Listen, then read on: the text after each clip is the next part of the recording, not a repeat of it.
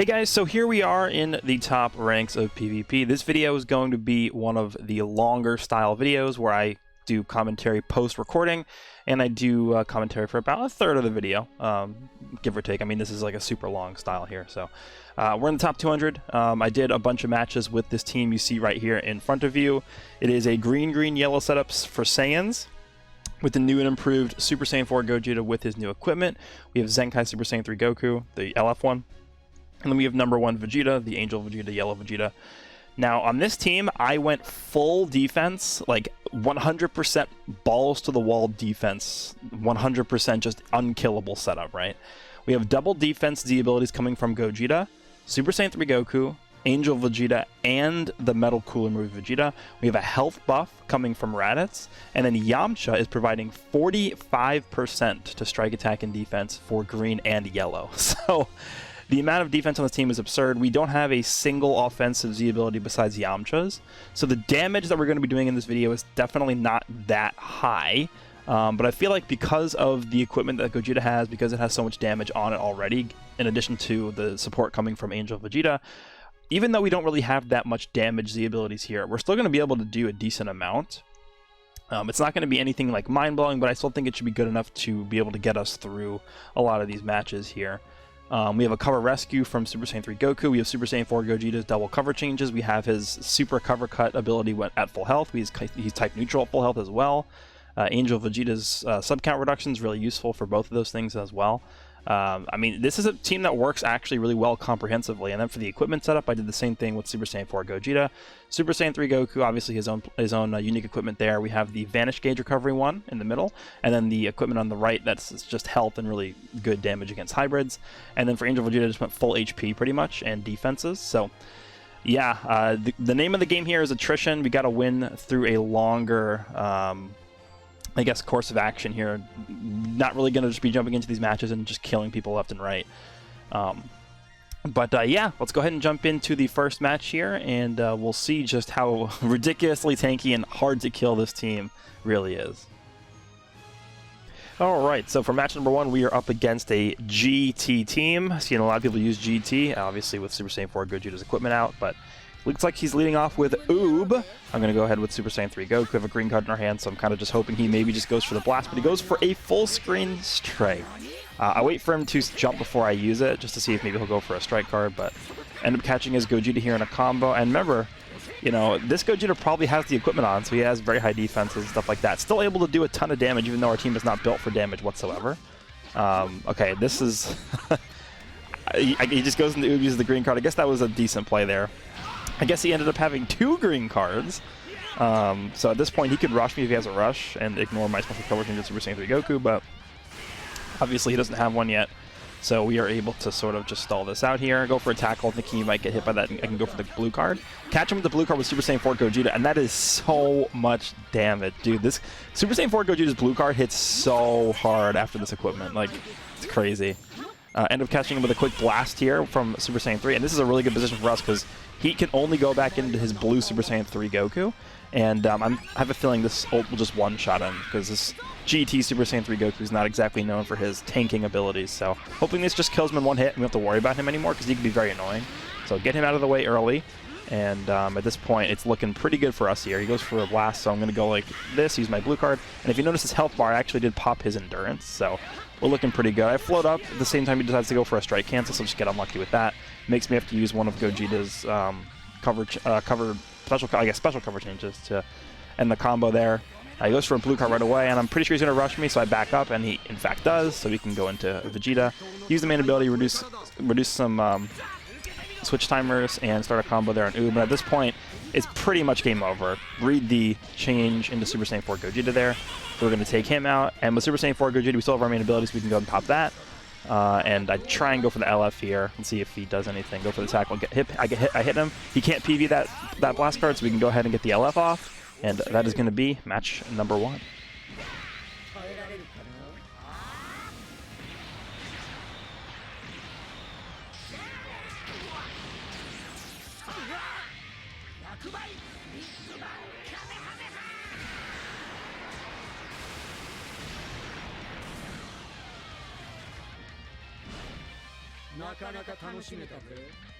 Alright, match number 2 up against the hybrid team, and this is perfect, exactly what I wanted to say. I'm really hoping he brings the Revival Gohan. He really kind of has to. I mean, I'm running 2 greens. It's not a bad play to bring him, but he does in fact lead off with him. I go for that, go for the blue card, and able to land this just to get some chip damage in at the start. It actually also gave me a Dragon Ball, so we get that annoying blue card, Dragon Ball on the blue card out of the way early. He goes into Red Gohan. I think I'm just going to Gogeta here, and then start the combo on him. So again, even though we're not built for damage, the amount of stats we have on this team, just baseline, is enough for us to do some pretty respectable damage. I mean, that's not like terrible damage, this Gohan, right? Floats up, tries to go for another float up there, but I catch him with the blast card. And at this point, he's going to take a ton of damage on this blue Gohan. Yeah, I guess he was just trying out this blue Gohan, makes sense. He's going to have to switch into his Revival Gohan here in 1 second. And if he does, we can just rush him with Super Saiyan 4 Gogeta. And that's exactly the situation I wanted to be in, so this is perfect. So we can get rid of his first life, get 4 Dragon Balls, and we can get a permanent 50% non-cancelable damage buff on our Gogeta here.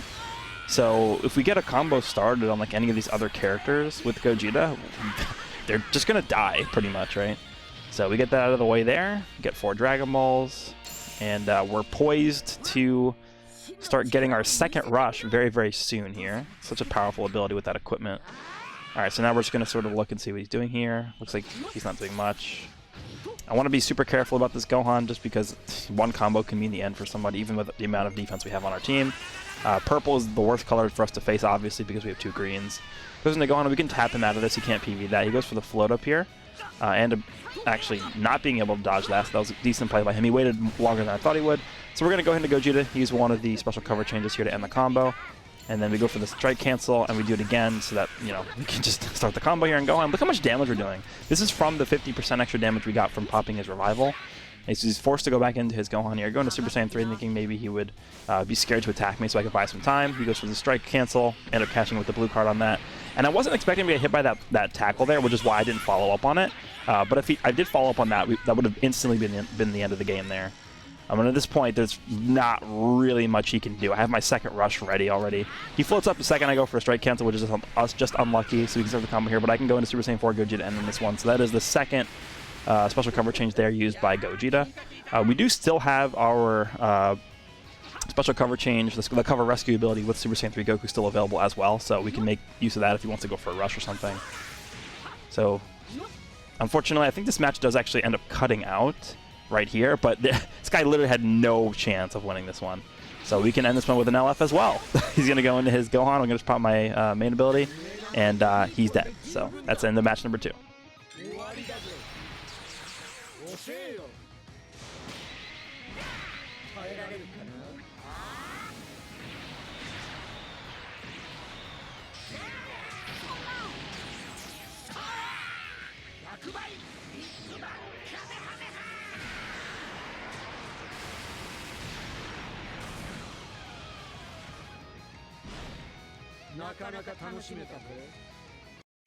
Alright, match number 3 up against a regen team, and I'm thinking he's going to bring LF Cell, but I actually think he doesn't. I think he goes for a yellow-green with both the Zenkai Piccolos and Fat Buu, which is definitely interesting because that means that neither me nor the enemy has any type advantage situations here at all. For some reason I thought that was going to be a tackle to start, so I went for a strike. Unfortunately, he goes for a mid-range strike there right away, and I'm immediately thinking, okay, it's going to be one of these matches. He goes into Buu to lock my switches there for a second, which is actually not a bad play by him. But we can get Gogeta in here after this, so I think we go in and switch him in here. A little bit laggy, you can probably tell it is. There's unfortunately, a few matches in this video that are a little laggy. I go into Super Saiyan 3 to eat that blue card because I want to preserve Gogeta's cover cut ability. He goes for a blast full range against Super Saiyan 3. So things are looking pretty good for me here. Get to collect some Dragon Balls here, maybe make him switch so we can get another Dragon Ball in a second. But at this point, my rush target's definitely going to be Fat Buu. Priority is going to be to be able to rush him before he's able to get the heal off and stuff like that. So that's really what I'm trying to aim for here. If we can catch him with like a long-range blast and we can just rush him through that, that would be like the perfect situation for me. But I'm just trying to collect Dragon Balls here and see what this guy's doing.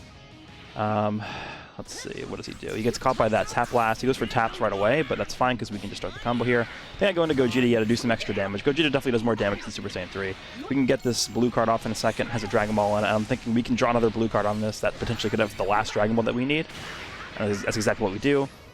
See if he goes for a blast here to override that with the blue, which he does. And this Demon King Piccolo lives with 10,000 health. That's really unlucky.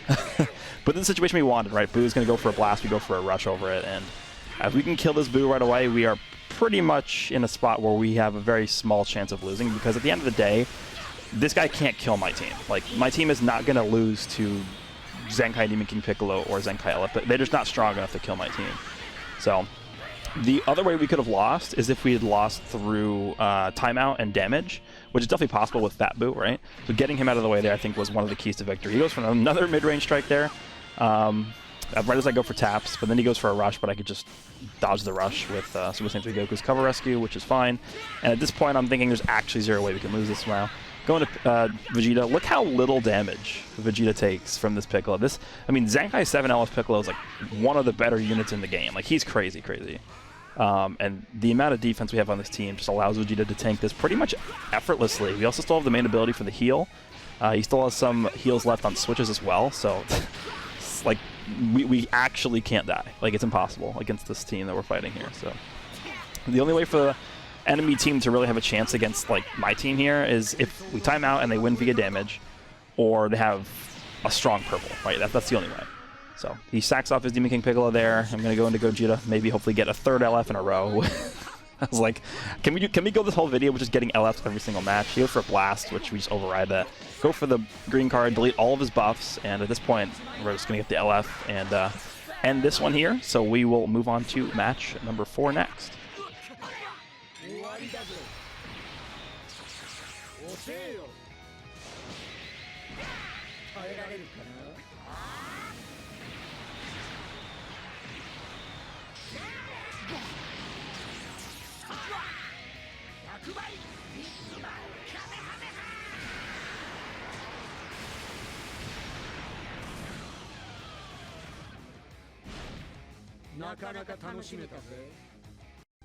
Alright, so we're going up against hybrids here. In this fight specifically, I made a bunch. I made 2 big misplays. And I'm going to point those out to you as we go through this fight here. I think it's important to show you guys, obviously mistakes that I make, so that you guys hopefully don't make the same mistakes, but it's just, part of becoming better. It gets the combo off on me right away, so I'm forced to use my first cover change with Gogeta very early on, which is not ideal, but it's fine. I go for the tackle into the blue card, but I know he stopped time, so I'm going to cancel that with a charge real fast. He goes into Gohan here, and I go for the green just to reduce his buffs and start this combo here. Make sure that future Gohan cannot come in and do any annoying stuff against if I draw a blast card here or something like that. So I'm going to try and use this blue card here against this Gohan just to get the Dragon Ball. Look how much damage this does. This type disadvantage. It's insane. I go into Super Saiyan 3 here, end up catching him because he goes for the tap blast, and I go for the blue just in case he wants to go into future Gohan, which he does. I didn't want to get the cover change activated there, but unfortunately we do end up discarding one of our Dragon Balls. He goes for a strike cancel, so I go for the strike there, because he actually can't PV that if you go for that there, so that was a decent play, I think. And then we are able to get rid of his first life very early, which means that our rush target now is obviously going to be the Revival Gohan, and this is the first misplay. I should have immediately went for the rush here. Like, this is just a very, very obvious Rising Rush, right? He'd be forced to switch into his Revival Gohan. I get 4 Dragon Balls, I get the permanent damage buffs. I thought potentially the ultimate here could have killed this Gohan, but we just don't have enough damage for it, right? The team is just not built to do damage, so that was the first misplay here. The second misplay is right here. This is by far the biggest misplay I've made, probably in this entire video. Just, if I waited half of a second longer and he sidestepped and I caught him in that sidestep with that blue card, that red Gohan, he would have killed him and that would have been the end of the match instantaneously. But instead, I went too early and he was able to PV that, and I just wasn't able to capitalize on that. But he does overextend there, and I am able to hit this combo with Super Saiyan 3, and we should still be able to pop this revive with Gogeta. There's not really a point in using the rush here if we're just going to be able to kill him anyway, so just get the extra damage here, I think is fine. Still have a rush available in case we need it, so let's see what he does here. And he goes for green right away, so we're just going to go ahead and rush. That's actually a pretty good... That's a pretty good outcome for us, though, because if we had rushed that purple Gohan to pop his revival, we wouldn't have the rush available right here to now kill his second life. So I'm actually pretty happy that I didn't rush right there. to kill his first life. So get that purple going out of the way. Obviously, the annoying purple unit is the biggest threat to our team. I end up getting the blast armor through that, and we should draw another card here, which we do. So that's the end of Future Gohan. Unfortunately, I'm not able to get the 4th LF in a row with Super Saiyan 4 Gogeta on this unit, or in this fight, I guess. But we do have a green card, which means if we get that off against this Gohan, we instantaneously win the game. And it looks like we PvP'd him, so that should be the end of this match as we go for the green card and then just end things with the strike and blast in our hand.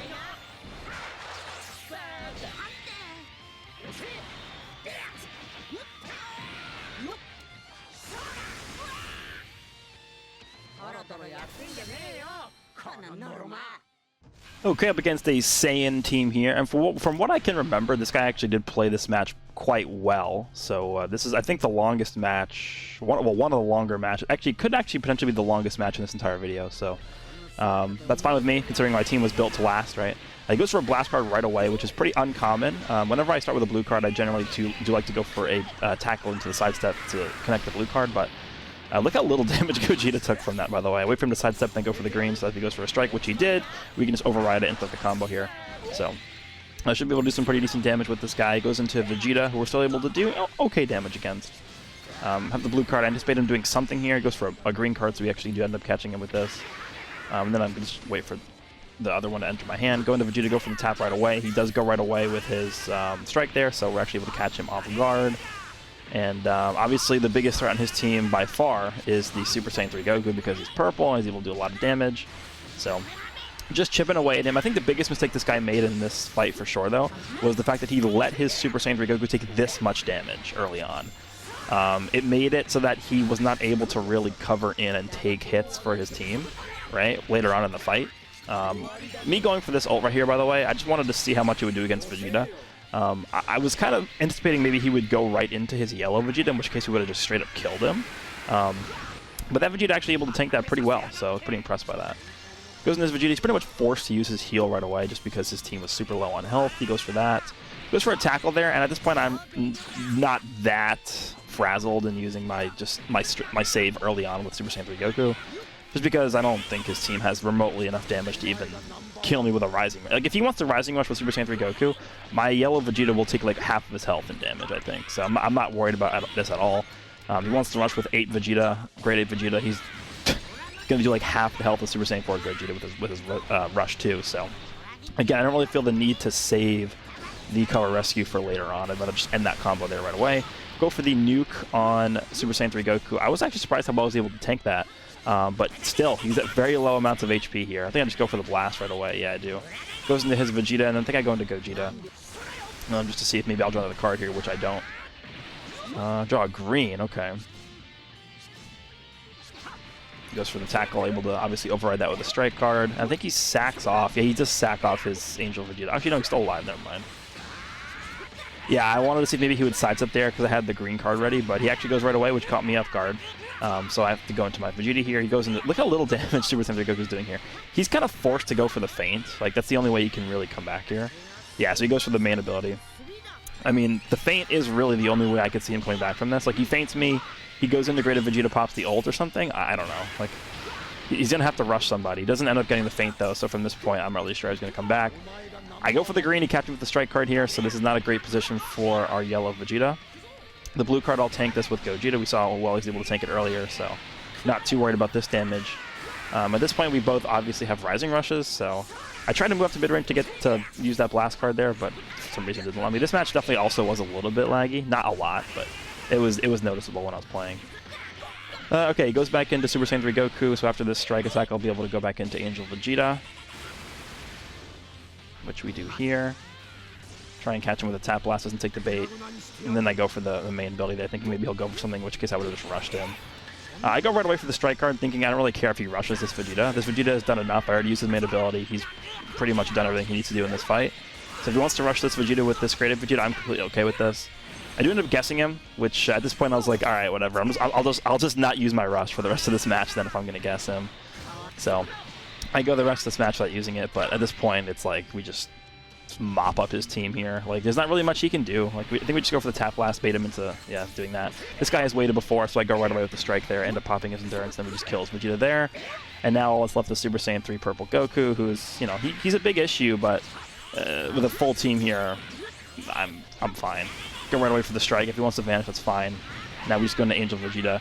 We actually will take 0 damage from anything this guy wants to do here. So you can go for a blue. It's going to do like 10% of my health. So here we go, finishing up this match here. And then I think what we'll do is we'll do one more match with commentary. And then from that point forward, we'll just show you the rest of the footage.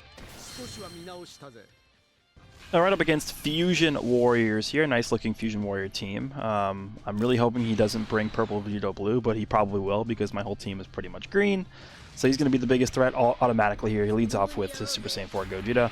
Go for a tackle. He goes for a green card right away, which is fine because we can just start a guaranteed combo with another strike there. I do end up, I think, just staying in with the Super Saiyan 3 for the time being. I think I might use the blue card with Gogeta, though. No, I'd use it with Goku. Okay, I think looking back, I probably should have just wanted to Gogeta to use that blue card, but that is okay. So goes for a blast. I go for the armor cancel. It looks like he's actually able to like defend against the armor cancel. He knows exactly how to do that, so gotta take a mental note of that for later. Goes into his Vegito blue. I almost have a rush. I need one more Dragon Ball, so I end up dropping the combo here. Seeing maybe I can use his Vanish to make him switch, but he stays in and eats it, so he goes for a tackle. This guy likes to tackle a lot. You guys will find that out in a second here. He just continuously goes for tackles. Go for the green card as he approached me, and then I go for taps just to buy some time here. Yeah, I wasn't expecting him to go for so many tackles. That's definitely something I could have done better in this fight. But he goes for a mid-range blast against Gogeta, so I'm able to just go in and rush right away. I'm thinking if I could rush him this early, we could have a potential second rush later on. So he has no endurance, he has no revives, nothing like that, so I can just straight up rush him without having to worry about anything. So that's good.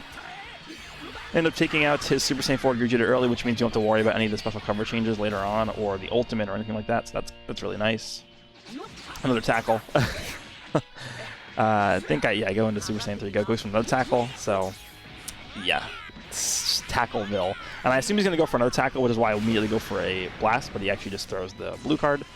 End up getting caught there as well, so I'm forced to go into my Vegeta here, able to tank this pretty well. So he's obviously going to go into Gogeta. I see that coming, and I go into my own Gogeta just to cut that combo from extending more. And if we can catch this Gogeta in a combo, which I go right away, anticipating he might go for tap attacks, I think we can just straight up kill him, which is why I queued up all these cards right away here. I'm thinking this could have enough damage to kill this Gogeta, because we're doing pretty good damage with that blast and the strike card, so it's going to be close. Either we kill him just barely, or we're like just barely not enough damage to kill him, so it's going to be close. We ended up not killing him, so I was pretty upset about that. But we can buy some time with Super Saiyan 3. He does the same pattern over and over again with jumping, so I'm able to catch him there, and we can just kill him, so that's fine. And now he only has his Vegito blue left. Goes for that sidestep there, so we go with this. I go for taps right away. He just goes for the rush, which I think actually is not a terrible play by him. That's something he definitely needed to do there. I think just, you know, a YOLO rush. He in this position that he was in, he really needed to take a risk to kill somebody. But the only problem with him doing this is he actually has 0 way to kill my Vegeta now, so we automatically win the game. He has no Vanish, so I float up and go for the green card. Hopefully he uses his ultimate here, which he does. So he gets his Vanish back. Actually, is it on hit or is it on use? I think it's I don't remember, but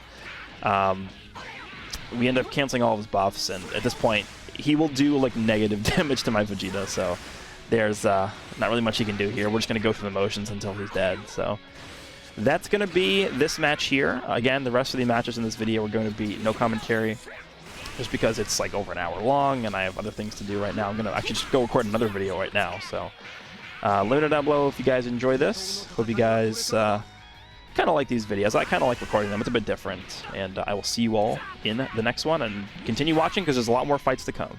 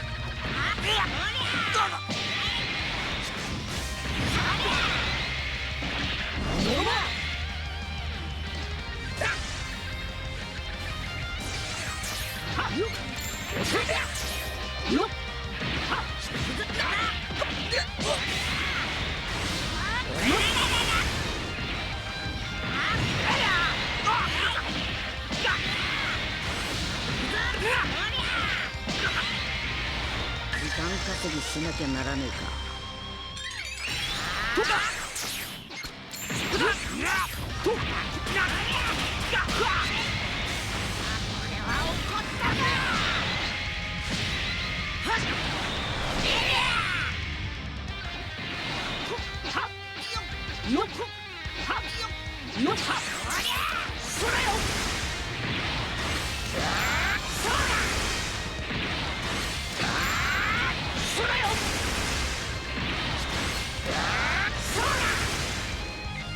任せさせやった。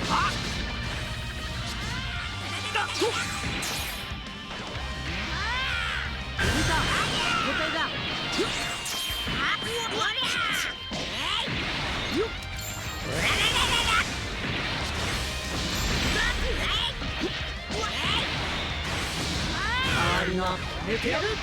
なんだと。よっ。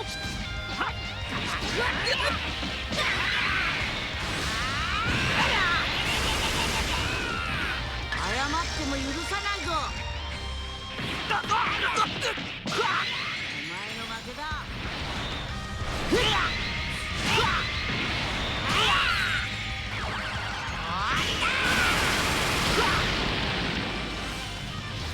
粉々にしてやるぜ。何秒持つかな。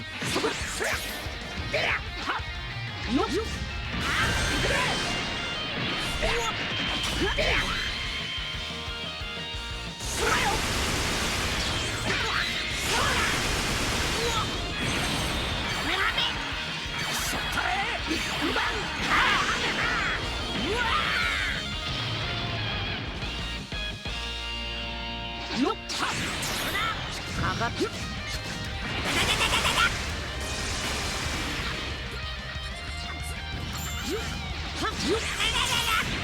なんと。あ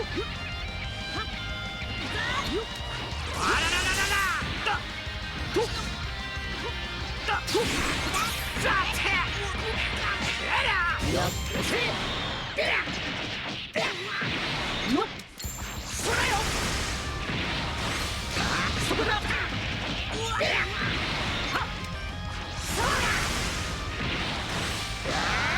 おめえなんか指一本で十分だ。よっ。終わりだぞ。遅えよ。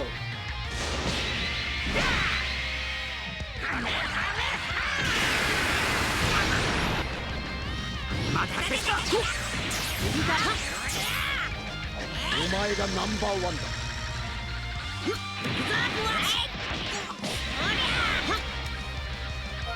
楽しかったぜ。またな。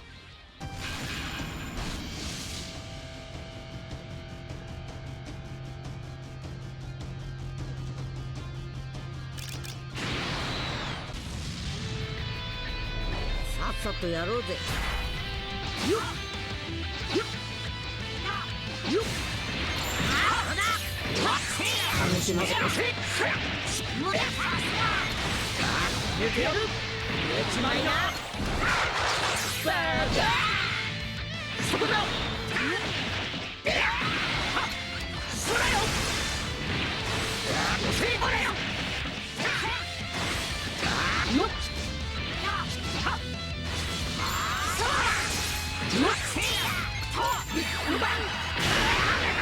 かかってきな。そこだ。よっ。それよ。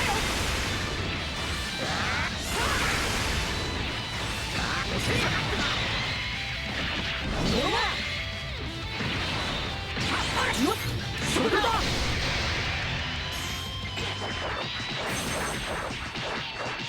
こっちだ。それよ。低いやつだな。だがどうあがいても終わりだぞ。遅えよ。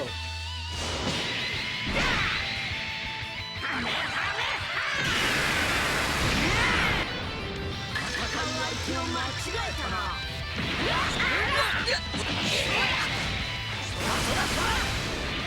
一気に行く。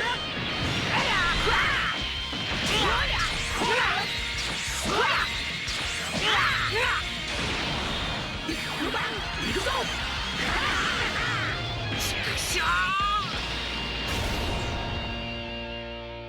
いだぜ。これで終わりにしてやる。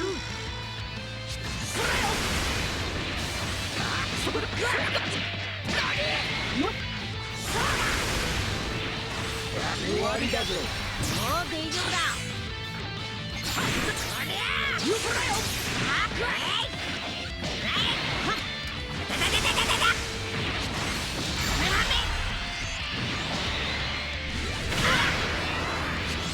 そこだ。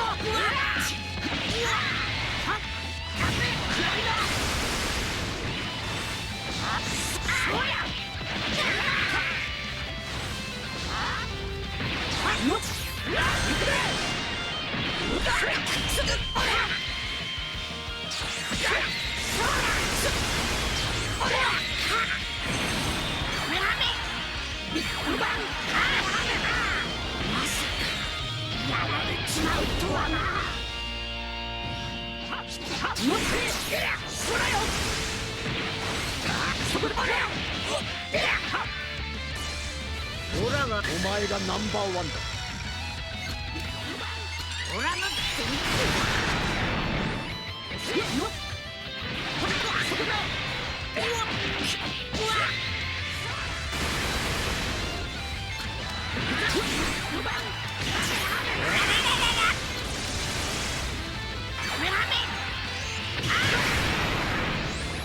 そんなことじゃオラ倒せねえぞ。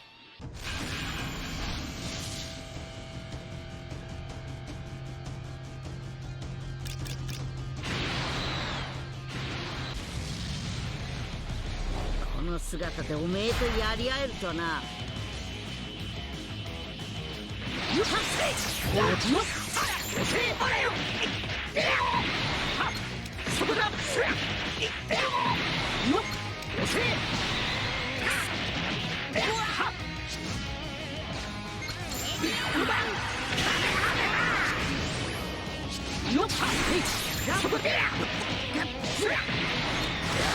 出てやる。寝ちまいな。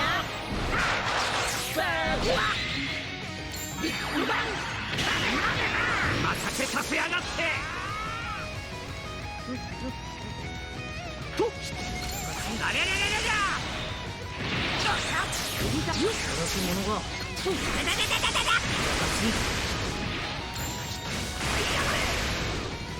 以上貴様に付き合う暇はない。とどめだ。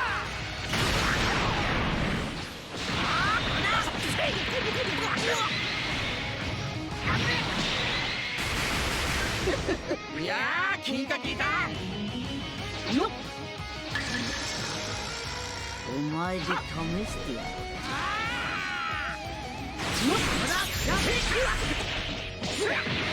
すごいやつだな。だがどうあがいて終わりだぜ。遅えよ。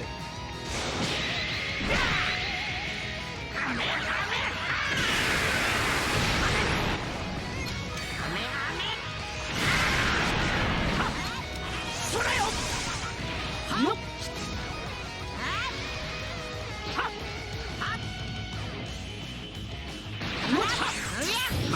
粉々にしてやるぜ。とっ首だ。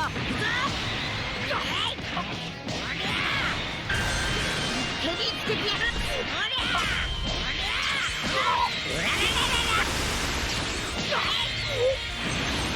ビッグバンそっから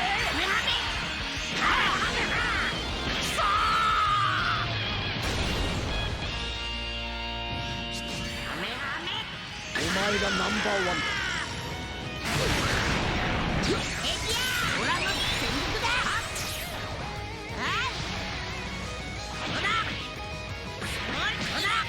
やってやるか。そこだ。最後だ。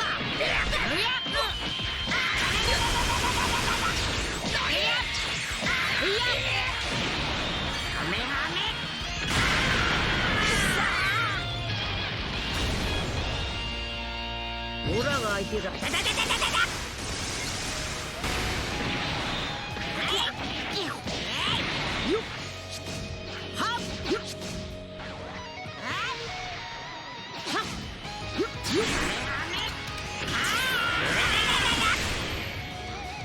楽しかったです。またな。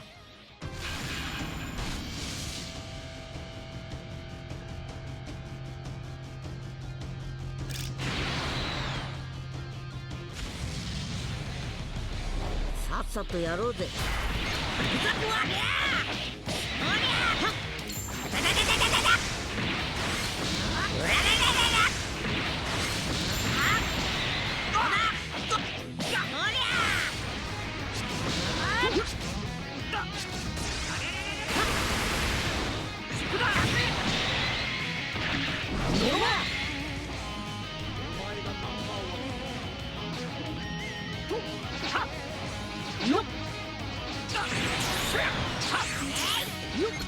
寝てやる。寝ちまいな。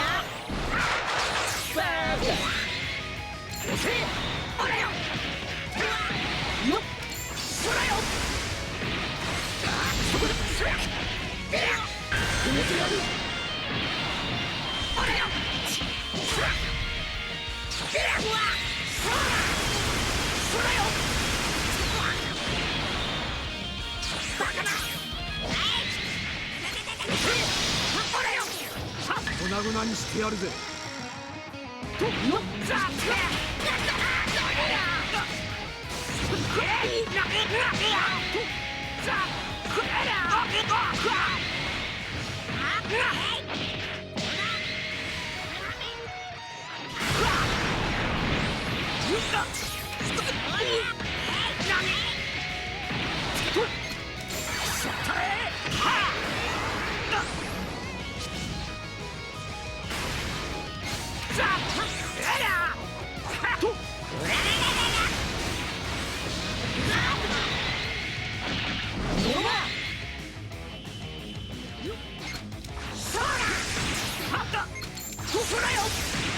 お前がナンバーワンだ。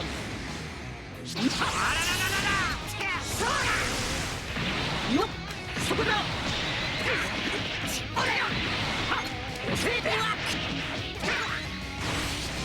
本当の戦いはこれからだ。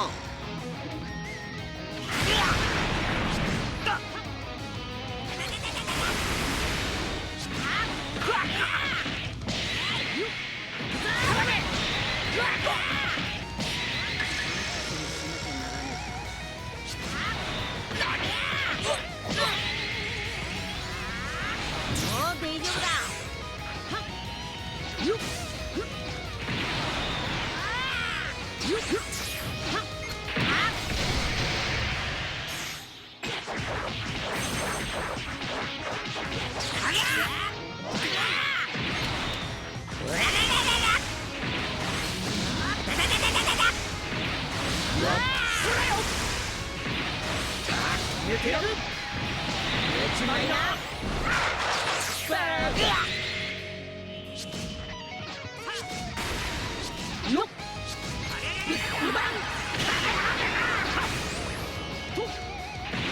よっ。そこだ。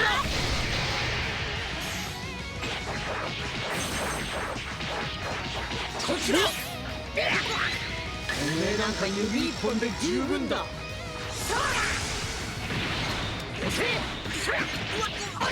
終わりだぜ。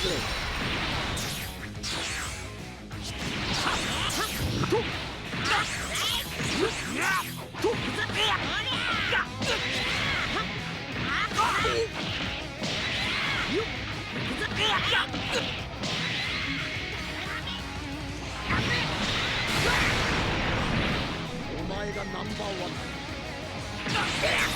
よっ。そこだ。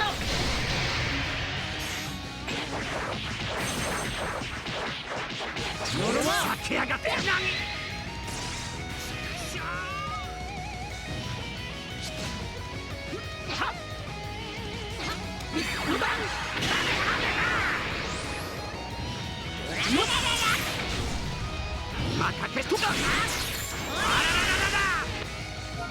多少はやるようだな。さ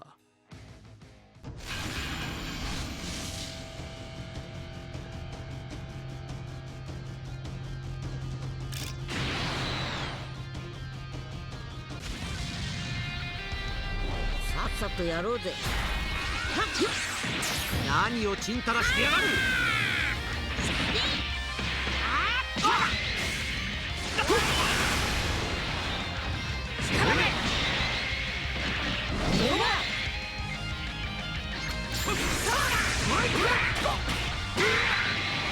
お前は俺には勝てない。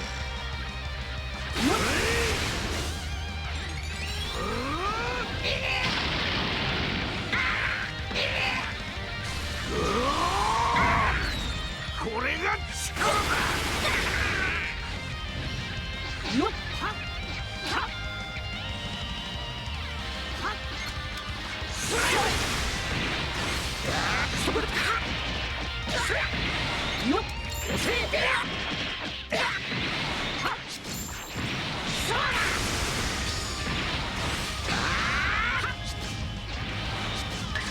終わらせよう。よっはっよっはっそこだあれよよっそらよ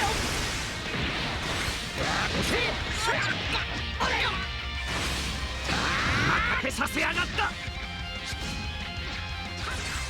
とだふっとあらららららだあれれれれれなん今度は貴様にも見えるようにそこだ終わりだぞ。遅えよ。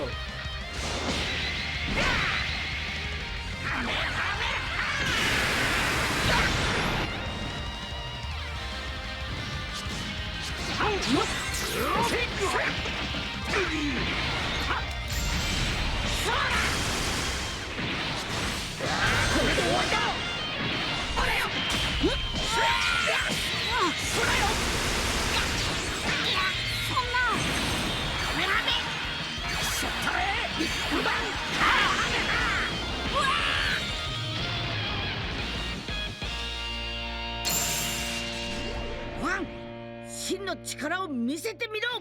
お父さんが助けてくれた。オラが何をちんたらしてやがる。本当の戦いはこれからだ。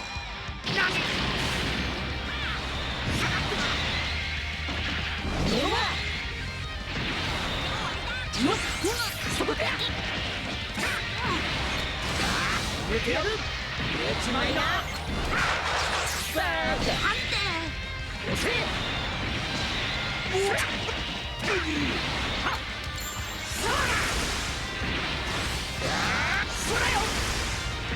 かかっお前がナンバーワンだ。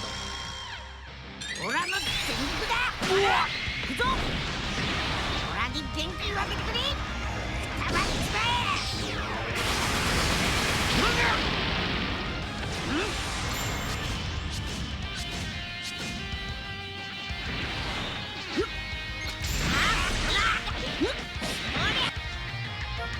そんなことじゃオラ倒せねえぞ。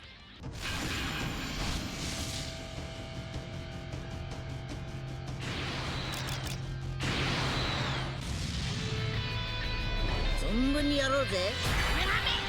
よっよっそこであれや。押せあれや。よっそらよそこだ。よ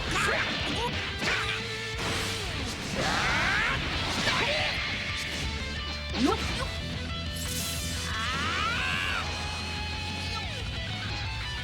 あれよ。押せで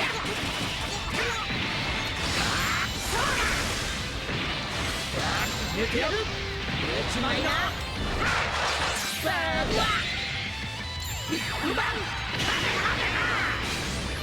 ビッグバン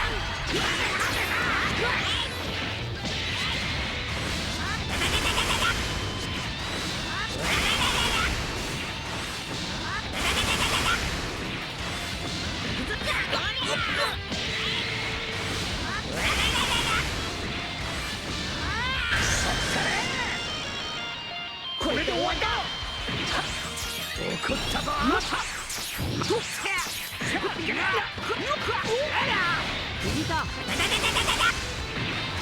前がナンバーワンだ。オラの全部だ。行くぞ。オラに元気をあげてくれ。たまっちまえ。うわ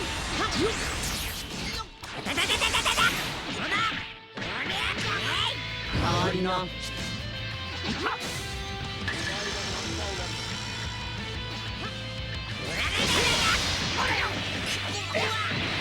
今度は貴様にも見えるように言う。そこだけよっ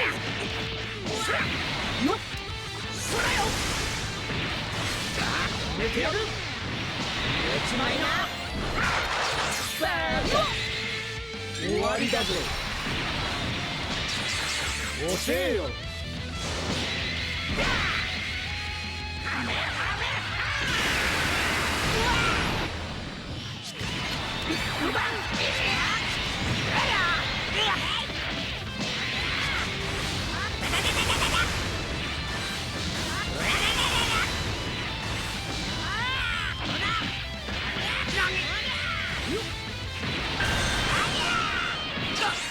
楽しませてそいつだ。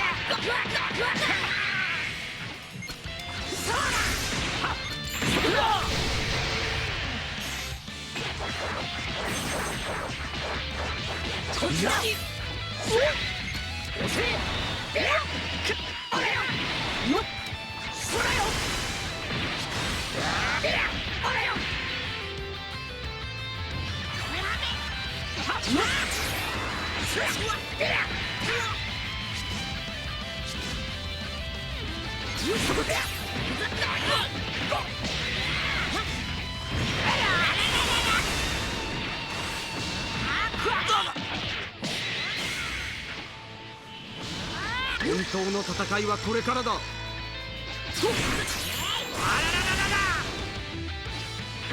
代わり寝てやる。寝ちまいな。さあ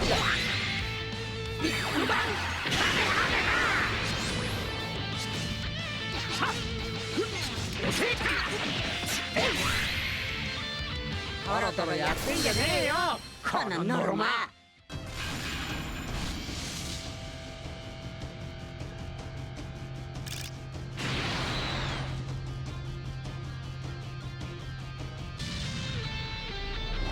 っさとやろうぜ。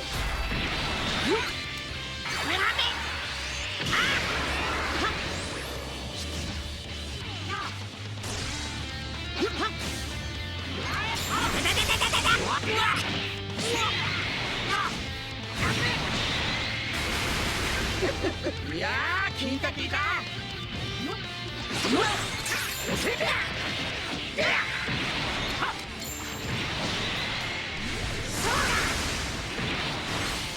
そこだ。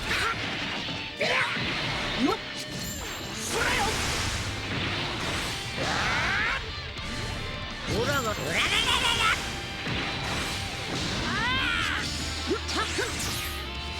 何をちんたらしてやる。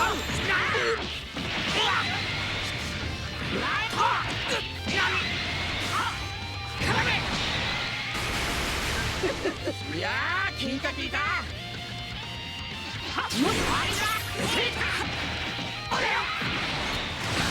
寝てやる。寝ちまいな。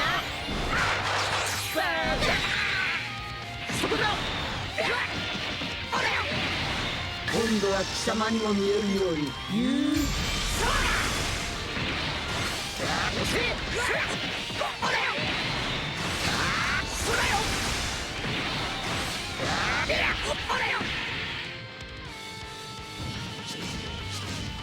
終わりだぞ。遅えよ。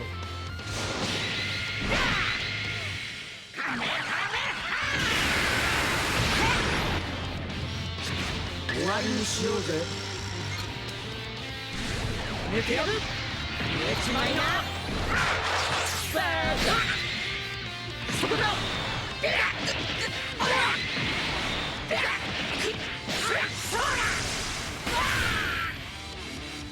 トロやってんじゃねえよこのノルマ。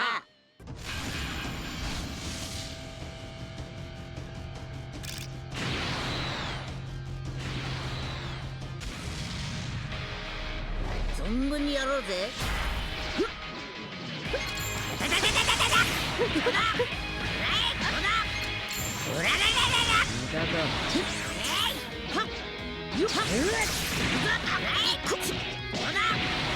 交代だぜ。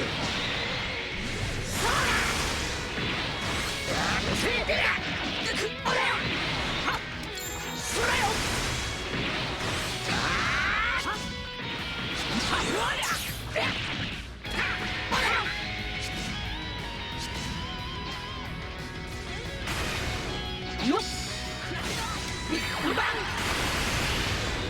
そこだ。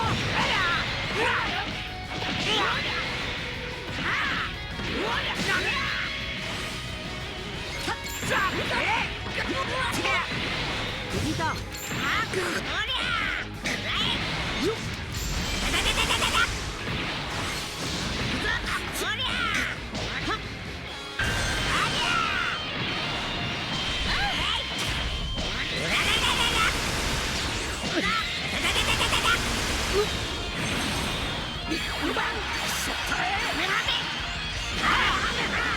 手加減しすぎました。こ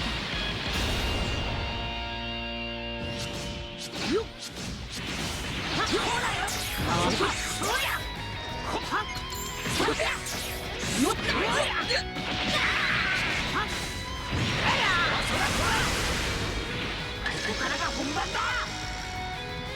クライだ。これが究極の技だ。大丈夫だ。よっよっ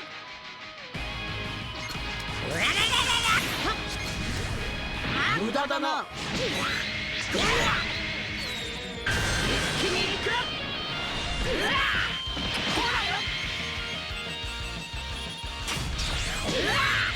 そりゃ行くぞ。行くぞ。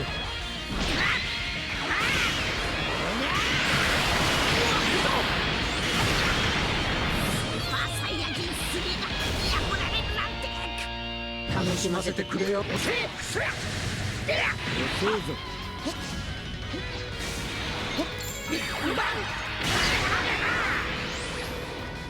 よっ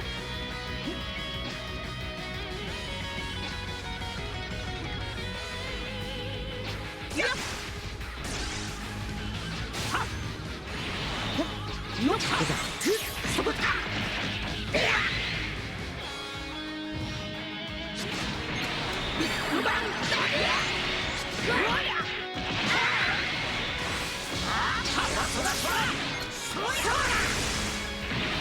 今度は貴様にも見えるように言う。だってもうちょっとやるかと思ったのによ。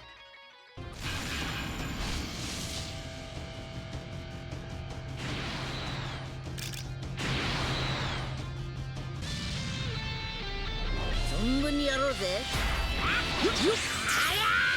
代わりがよく。遅え。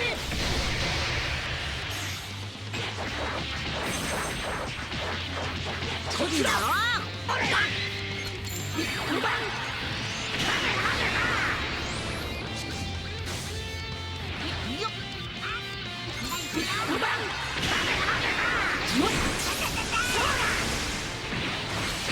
寝てやる。おしまいな。バーンだ。そらよ。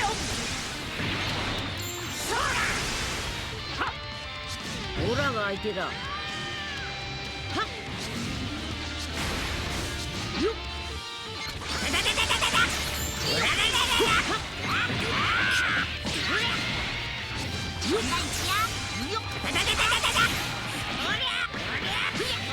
約束だ。よっ遅えくれよ。しつこいやつだな。だがどうあがいてそこだよ。そらよ。寝てやる。何。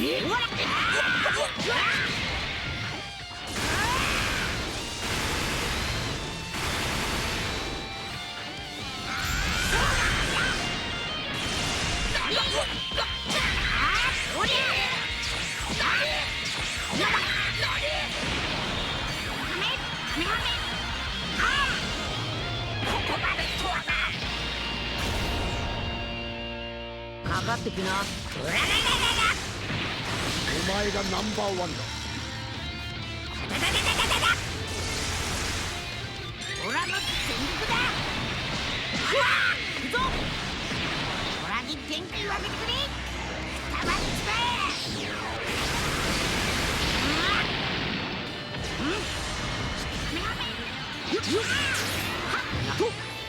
本当の戦いはこれからだ。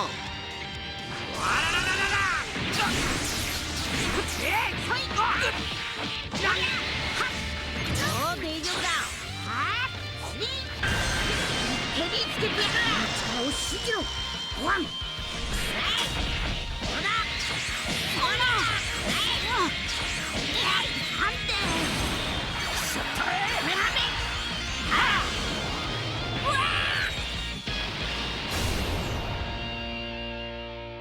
楽しかったぜ。またな。さ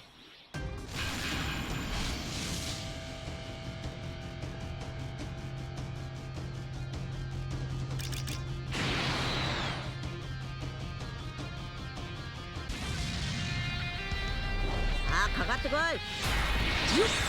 なっ。ビッグバン。ビッグバン。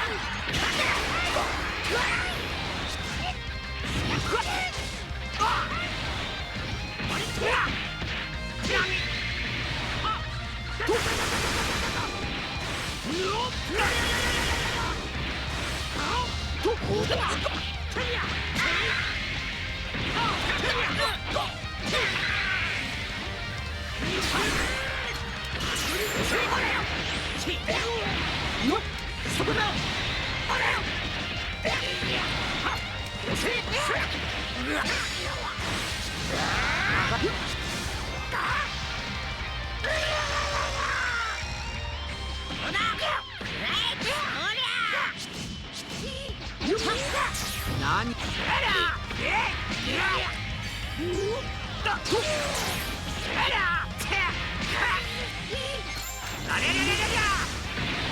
代わりな。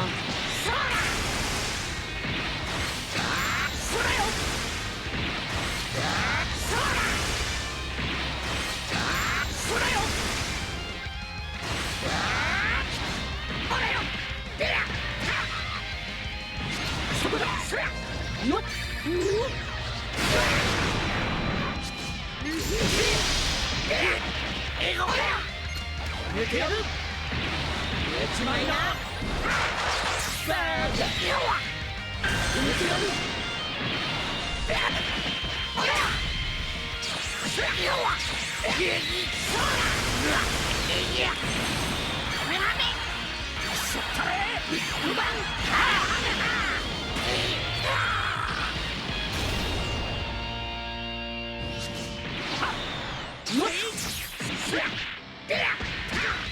オラがお前がナンバーワンだ。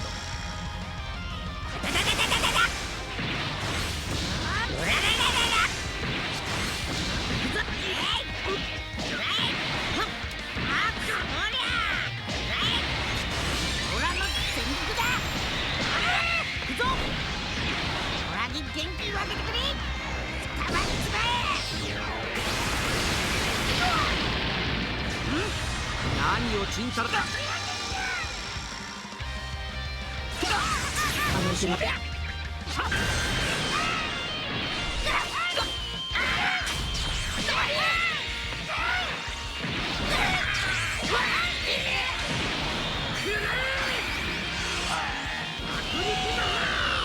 でも勝てねえのか。かかってきな。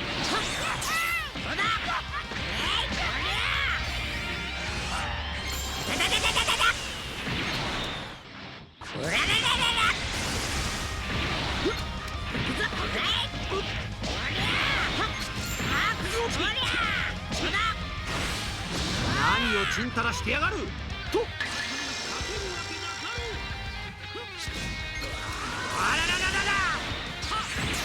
本当の戦いはこれからだ。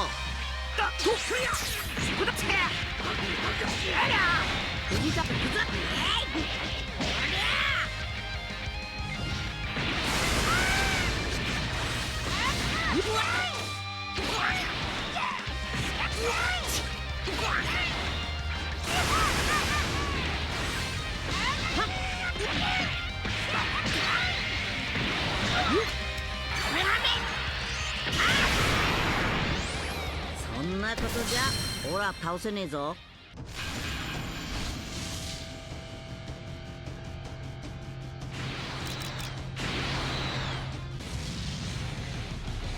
さあかかってこい。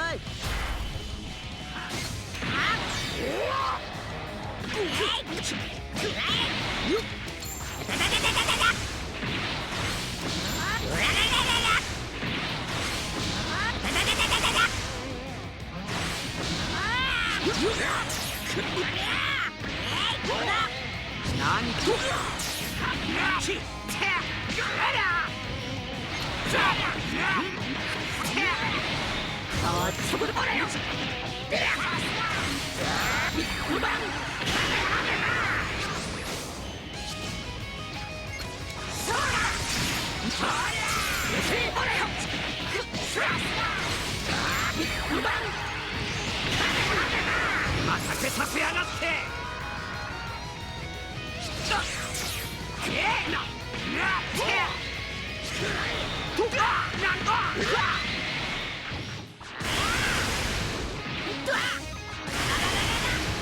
おっといやー、聞いた聞いた。それよ。寝てやる。寝ちまいな。そこだ。俺よ。よっ。押せ。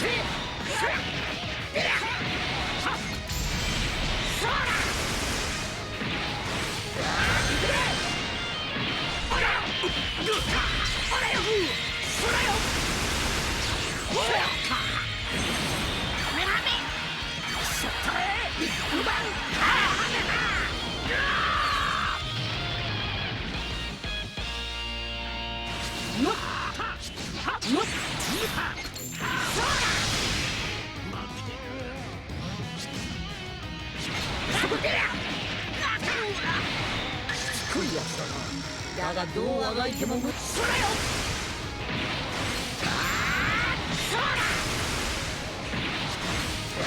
寝てやる。寝ちまいな。押せ。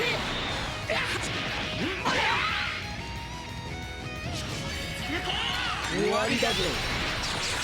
押せよ。耐えられるかな。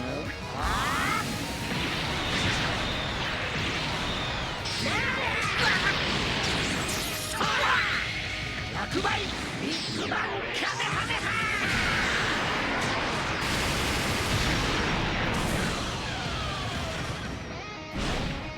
なかなか楽しめたぜ。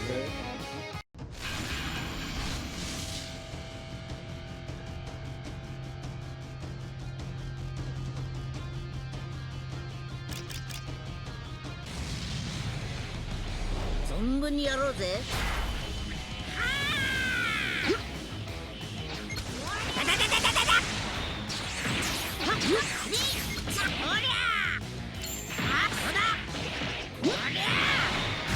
そこで。それよ。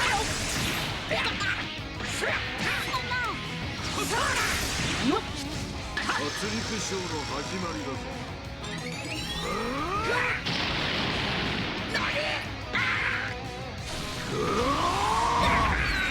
これが力だ。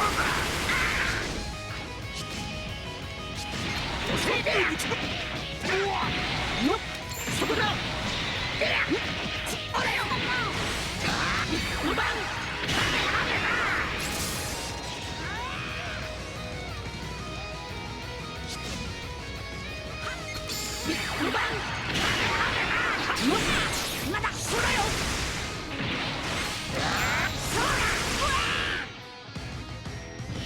おめえな。なんか指一本で十分だ。終わりだぞ。終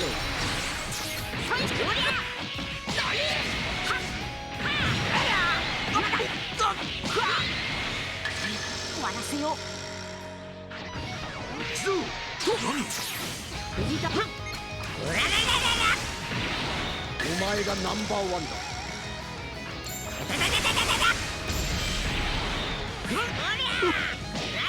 オラの全力だ。ほら行くぞ。オラに元気をあげてくれ。くたばっちまえ。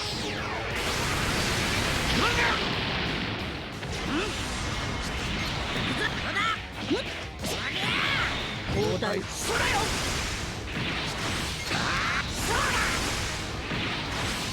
そこだけ。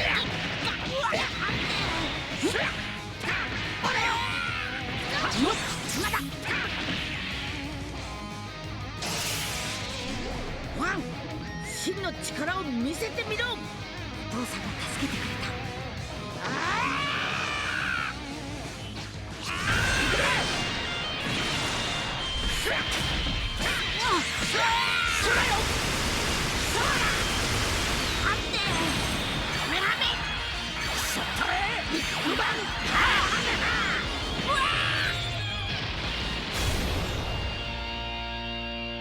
トロトロやってんじゃねえよ、このノロマ。さ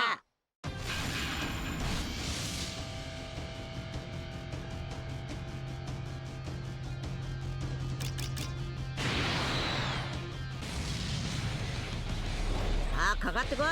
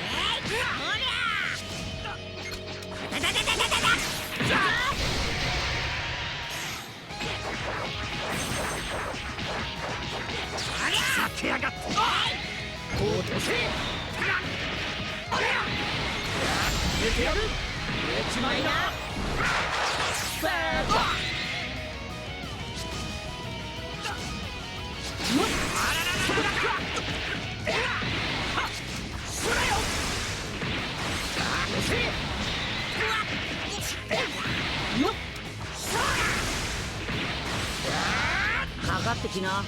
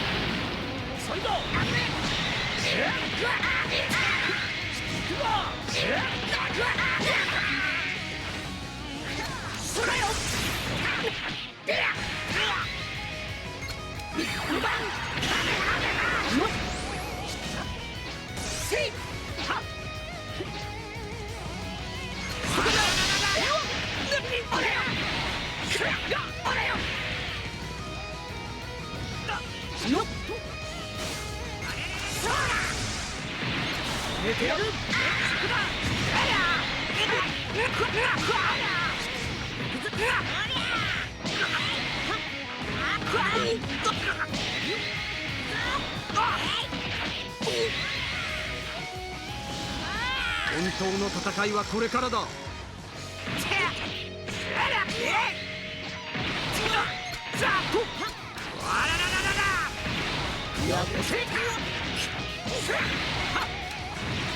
そらよ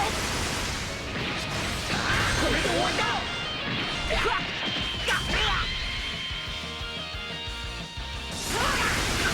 そらよ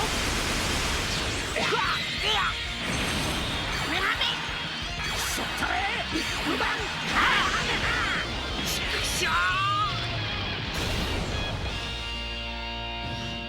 よっそこだほらよつくいやつだなだがどうあがいても無駄だほらよよっそらよ終わりだぜ遅えよ